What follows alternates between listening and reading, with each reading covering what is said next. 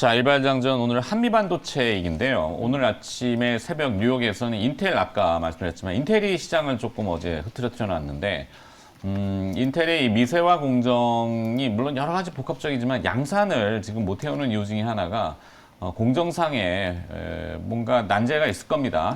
자, 그것들을 우리나라 기술로는 분명히 풀 수 있는데 이제는 바닥권에 진입한 기업들 보기 시작해서 이오테크닉스하고 사실 한미반도체 둘 중에 고르려다가 오늘 한미반도체로 가겠습니다. 바닥 찍었다. 네, 이렇게 내용이고 정리된 화면 보시도록 하죠. 파운드리 설비 투자와 우호적인 영업 환경은 유지되고 있다라는 얼마 전 그 레포트도 나왔기 때문에 레포트 찾아보셔서 읽어보시면 됩니다.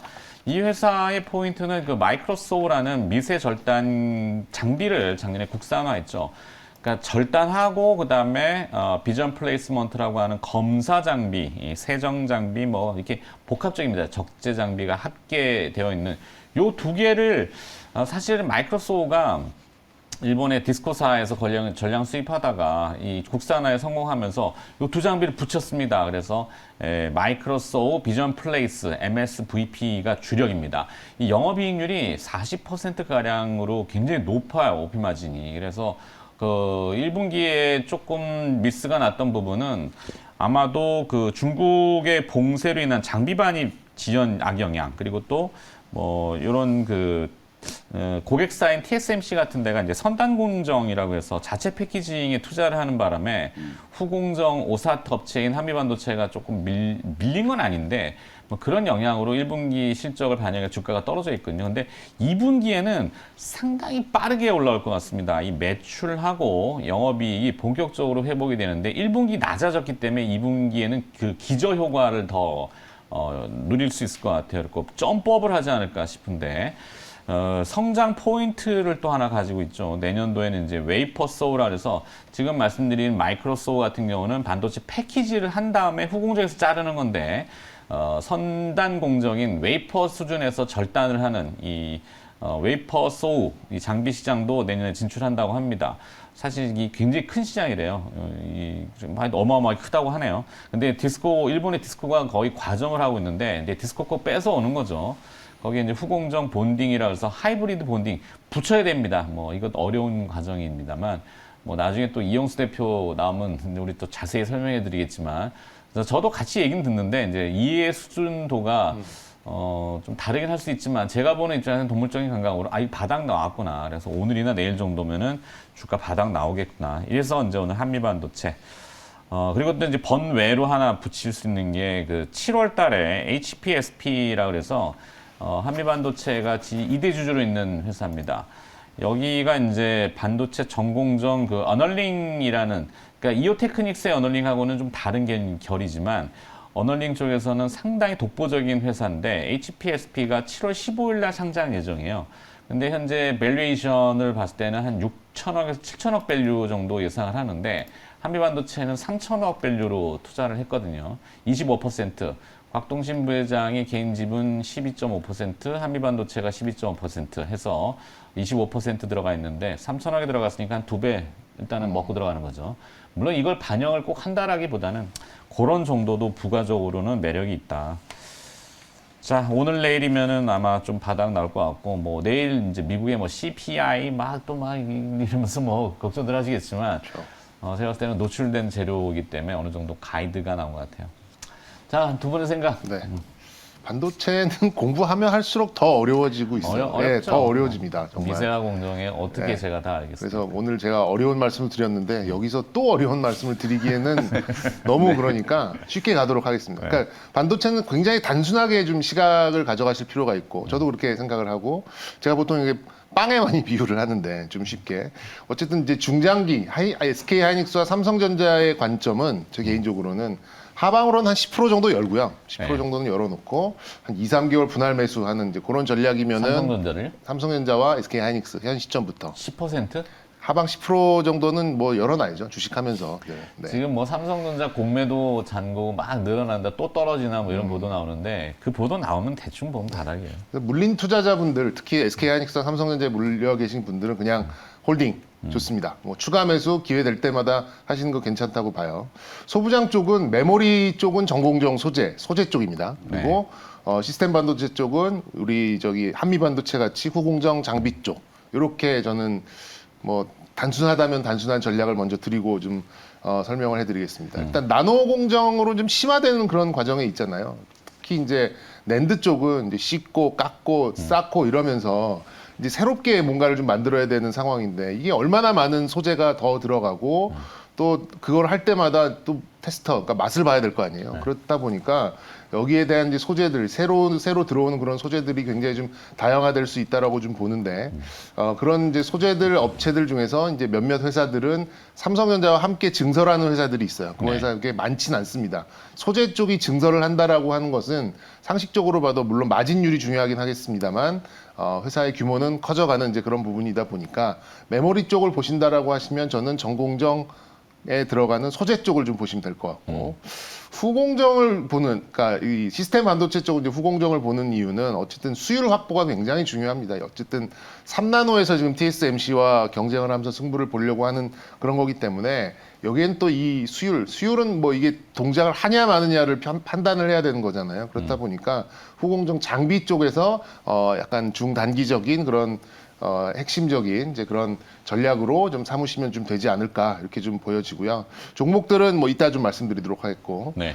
어쨌든 오늘은 반도체보다는 아까 잠시 언급을 드렸듯이 테슬라의 납품 소식으로 나오는 이제 카메라 모듈? 그렇죠. 삼성전기와 연관된 한 번이라도 삼성전기와 뭔가를 했었던 카메라 관련된 그런 종목 찾기에 단기적으로 움직일 가능성이 매우 높다라고 봐요. 카메라 반도체는 카메라 모듈 검사 장비도 만들어요.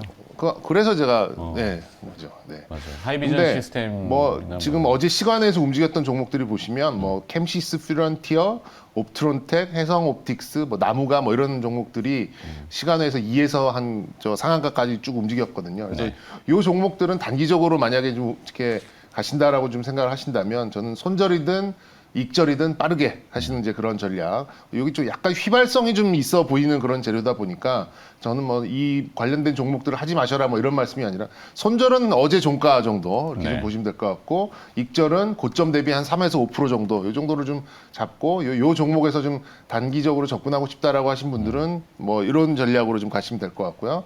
이 말씀드렸듯이 이제 반도체 큰 종목 삼성전자, SK 하이닉스는 저는 뭐 지금보다 이제 하방하는 거는 진짜 싼 구간이다 이렇게 좀 말씀드리고 싶고 이제 정리를 드리자면 메모리는 전공정 소재 그리고 비메모리 시스템 반도체는 후공정 장비 이렇게 좀 보시면 될 것 같습니다. 그래서 선택은? 이런 것들을 다 모아서 저는 한미 반도체 그리고 해성 옵틱스 이렇게 가도록 하겠습니다. 옵틱스. 그러니까 지금 뭐 제가 한미 반도체를 뭐 여러 가지 다른 뭐 마이크로소니 뭐 비전 플레이스먼트니 뭐 이렇게 어렵게 말씀드렸지만 사실 카메라 모듈 검사 장비 이렇게 되면 저 두 개가 매칭이 될 수도 있죠. 김영민 매니저는 생각이. 네. 하나 추가하면 하이비전 시스템도 뭐 같이 뭐 좀 그렇게 추가를 갈 좀 수 하면 있어요. 좋을 것 어제 같고. 또 움직였죠? 하이비전 네. 시스템. 하이비전 시스템도 같이 말씀을 좀 드리고 싶고 최근에 이제 반도체 업황에 대한 우려가 이제 좀 많았잖아요. 오더컷 뭐 디램 이제 서버 디램 오더컷에 대한 이슈 이게 뭐 진짜인지 아닌지 사실 진실 게임 공방은 시간이 지나봐야 할 것 같은데 오더컷에 대한 이슈 그 다음에 오늘 뭐 인텔의 경영진도 얘기했지만 수요가 이제 줄어들고 있다. 수요 둔화에 대한 우려 결국 저는 이게 핵심이라고 보거든요. 다만 이제 뭐 업황과 상관없이 지금 반도체 이제 그 종합 반도체 기업들의 투자 빅사이클은 뭐 지금도 현재 진행형이잖아요. 근데 여기서 좀 투자 아이디어를 좀 뽑아 본다면 아까 이제 자세하게 말씀해 주셨던 것처럼 이제 결국은 이제 반도체를 만들어내고 그 후공정의 이제 중요도가 좀 높아질 수밖에 없는 게 이제 잘라내다 안 되니까 이제 웨이퍼 단에서 이제 바로 패키징을 하는 뭐 그렇죠. 그런 것까지 이제 이슈가 좀 되고 있는 상황이잖아요. 그러니까 이제 마이크로소프 얘기가 나오는 거고 아까 제가 말씀드렸던 것처럼 펜아웃 방식에 이제 밖으로 빼내는 이제 패키징이 이제 지금 또 나올 수밖에 없는 거거든요. 삼성전자가 사실은 이 펜아웃 방식이 이제 패키징에서 TSMC에 뒤처지면서 사실은 이제 고객사들을 좀 많이 잃었다. 뭐 그런 이제 이슈도 좀 있긴 한데요. 2차 전지 배터리나 반도체나 모든 부분이 지금 공간 효율성을 어떻게 맞습니다.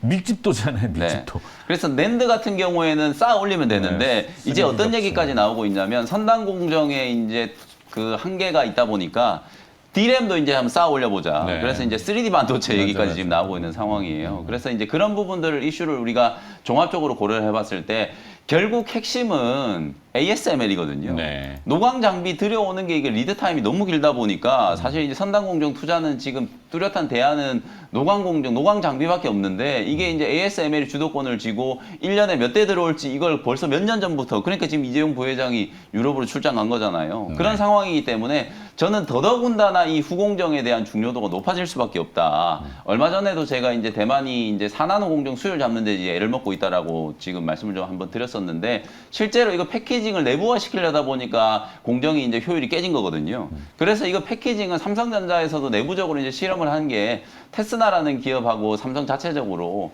후공정의 뭐 테스팅이나 이런 것들을 이제 검사를 해보니까 테스팅을 해보니까 사실상 밖으로 빼는 게 훨씬 더 낫다라는 이제 결론이 나왔거든요. 그렇기 때문에 더 이상 이제 선단 공정에 뭔가 이제 대규모 투자를 하고 싶어도 장비를 들어오는데 시간이 많이 걸릴 수밖에 없기 때문에 앞으로는 계속해서 한미 반도체를 필두로 해가지고 후공정과 관련된 기업들이 의외로 더 주목을 받을 수밖에 없다라는 거거든요. 그래서 한미 반도체 당연히 저는 탑픽 종목으로 말씀을 좀 드리고 싶고 항상 빼놓지 않고 말씀드리는 게 한미 반도체, 하나 마이크론 이런 애들은 세트거든요. 이오테크닉스까지. 네, 이오테크닉스까지. 외주 후공정과 결국 한미 반도체는 실제 이제 같이 가는 거기 때문에 한미 반도체 꼭 같이 이제 보셔야 되는 종목이고 그 다음에 이제 조금만 더 얘기를 하면 SFA 반도체라든지 네페스 같은 이런 종목들 전부 이제 후공정 단의 뭐 패키징이라든지 테스트라든지 뭐 이런 것과 관계되는 기업들이기 때문에 이런 종목들을 한번 참고를 해보시면 좋을 것 같습니다. 알겠습니다.